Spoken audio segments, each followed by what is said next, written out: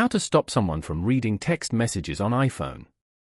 To get started, first of all go ahead and open up the Settings application on your phone. Once you're here, scroll down through the options and tap on Notifications. From the Notifications page, scroll down and search for the Messages option. Once you find it, tap on it. On this page, you'll get to see all the Messages notification options. Here, scroll down and tap on Show Previews. From the options here, select Never. As you can see, the Show Preview option is now set on Never.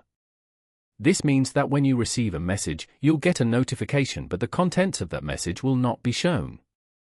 You'll have to open the message in order to view it. Now, no one can view or read your messages without your consent.